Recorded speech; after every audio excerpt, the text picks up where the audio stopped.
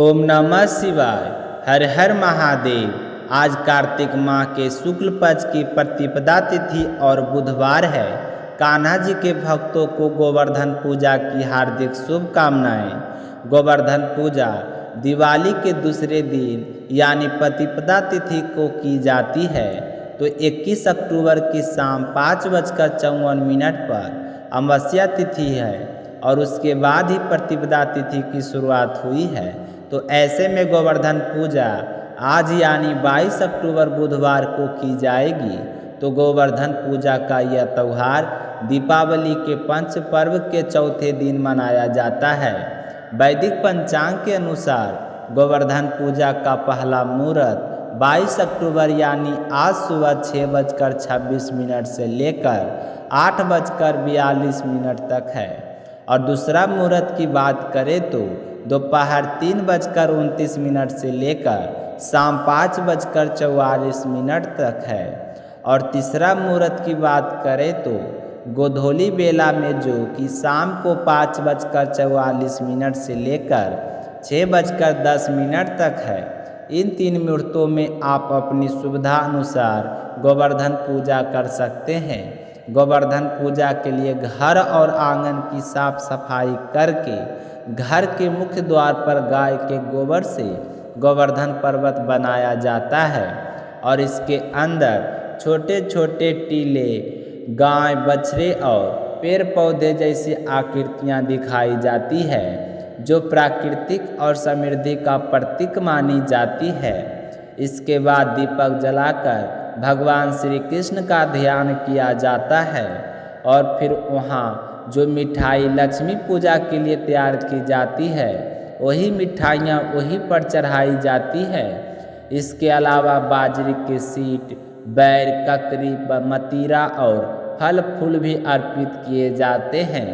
कहते हैं कि जितना अधिक अन्न और फल भगवान को अर्पित किया जाता है घर में उतनी ही अधिक समृद्धि आती है।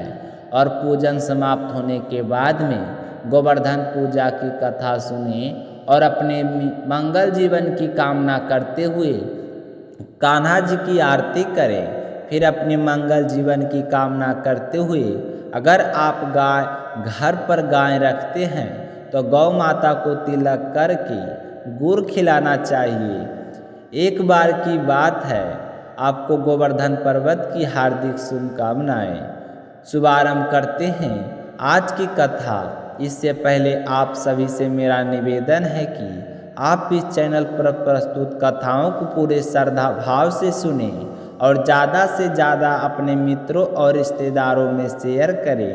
अगर आपने इस चैनल को सब्सक्राइब नहीं किया है तो ज़रूर से कर लें ताकि कार्तिक के महीने में हमारा यह परिवार खूब बड़ा हो। तो दामोदर भगवान आपकी सारी मनोकामनाएं पूर्ण करें। बोलिए गणेश जी महाराज की जय हो। प्राचीन समय की बात है, एक शांत तालाब के किनारे एक मेढक और मेढकी रहते थे। मेढकी बहुत ही भक्ति थी। वह हर सुबह सूर्योदय से पहले उठती, तालाब में स्नान करती और फिर एक हरी पत्ते की पाल पर बैठकर गणेश जी का नाम जप और पूजन करती थी। वह सवा पहर तक बिना कुछ खाए पिए बस श्री गणेश नाम का जाप करती रहती। उसका मन पूर्ण रूप से भक्ति में डूबा रहता था, परंतु उसका पति हुआ मेढक इस सब को व्यर्थ समझता था। उसे लगता था कि यह सब पूजा पाठ केवल समय की बर्बादी है। एक दिन वह गुस्से में बोला कि मुझे मेढकी, तुम रोज तो क्या करती रहती हो? सुबह से पाल पर बैठी जाती हो, ना कुछ खाती हो, ना कुछ काम करती हो। तो भगवान कुछ नहीं होते, ये सब व्यर्थ है। तो मेढकी ने शांति से कहा, स्वामी, मैं श्री गणेश जी की पूजा करती हूँ। वे विघ्नहर्ता हैं, हमारे सारे संकट हर लेते हैं। आप भी मेरी तरह पूजा करें तो जीवन में सुख आएगा। यह सुनकर मेढक हंस पड़ा और बोला, मैं किसी गणेश को नहीं जानता। मेरे लिए तो मैं ही तुम्हारा भगवान हूँ। आज से तुम कोई पूजा नहीं करोगी। मुझे ये सब अच्छा नहीं लगता।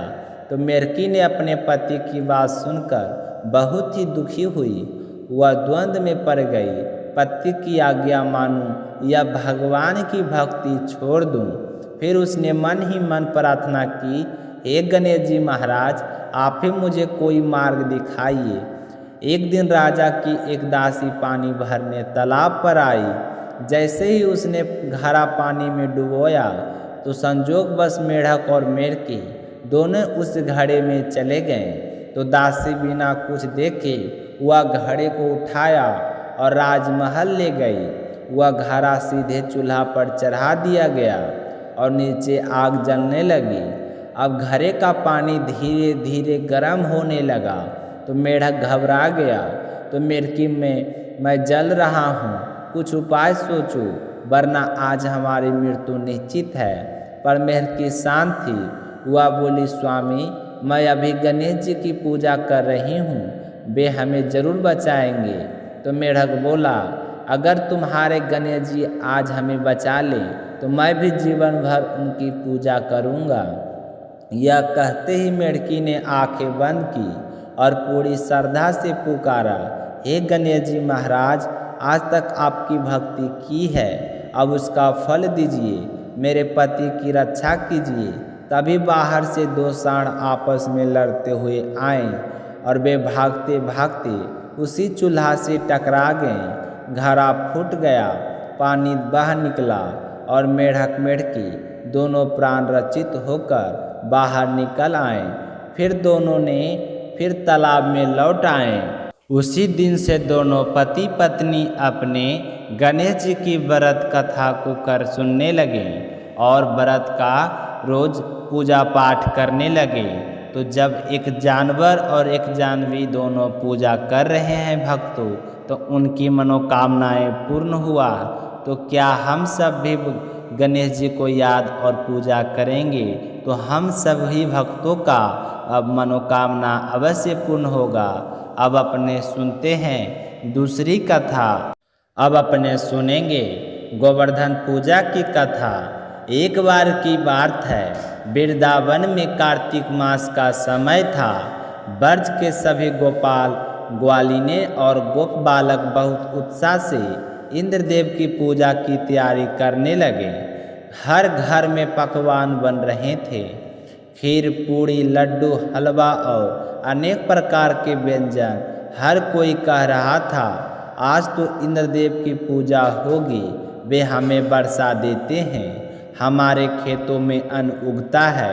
यह देखकर नन्हा कन्हैया ने जसोदा माता से पूछा, मैया, यह सब इतनी तैयारी किस लिए हो रही है?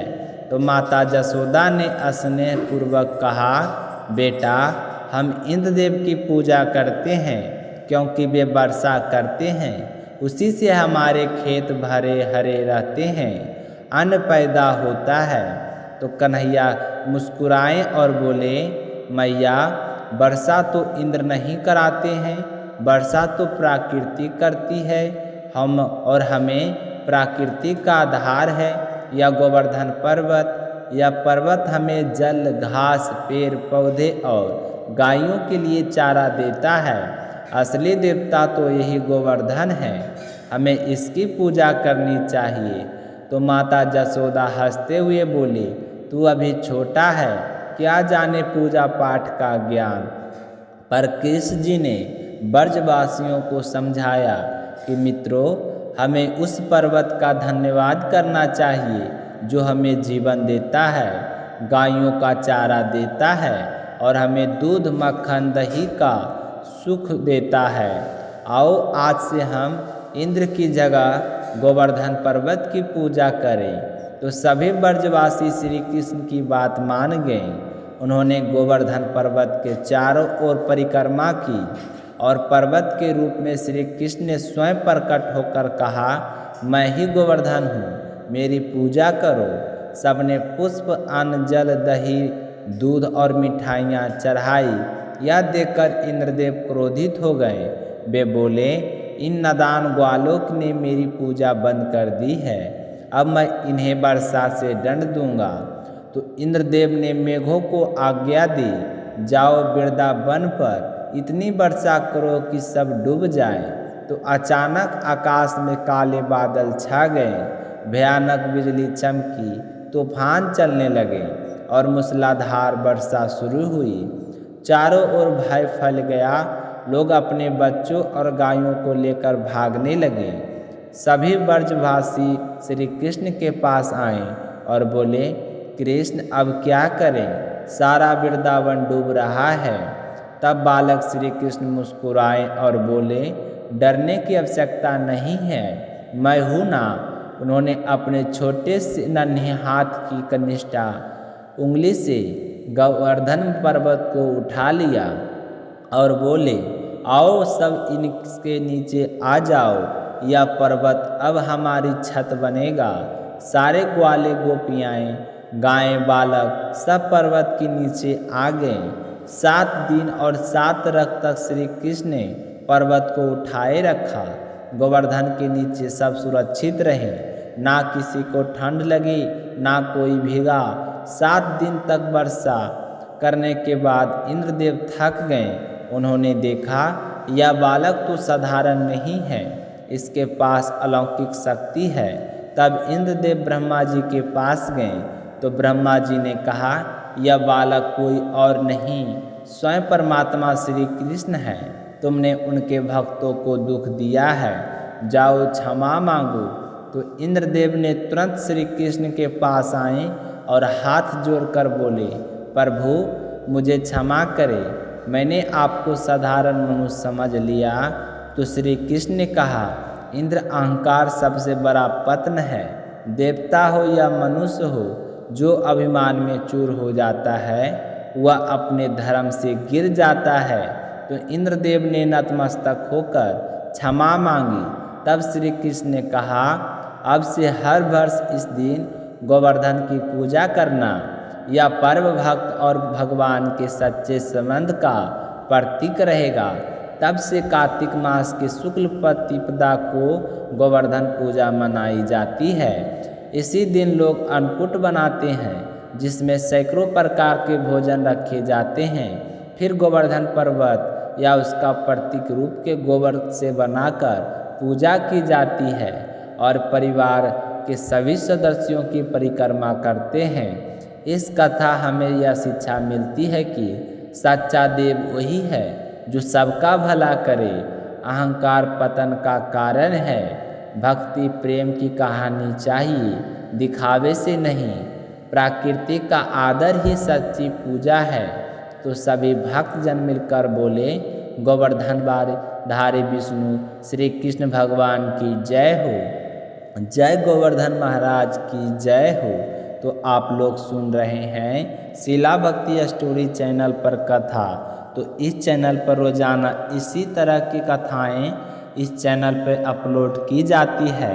तो अगर आपने चैनल पर नए हैं तो चैनल को सब्सक्राइब जरूर कर लें, ताकि आने वाली हर व्रत कथाएं आपको सबसे सुनने के लिए प्रस्तुत में मिल जाए। तो मिलते हैं अगली व्रत कथा को लेकर, तब तक अपना ख्याल रखिएगा। बोलिए जय श्री कृष्णा, राधे राधे।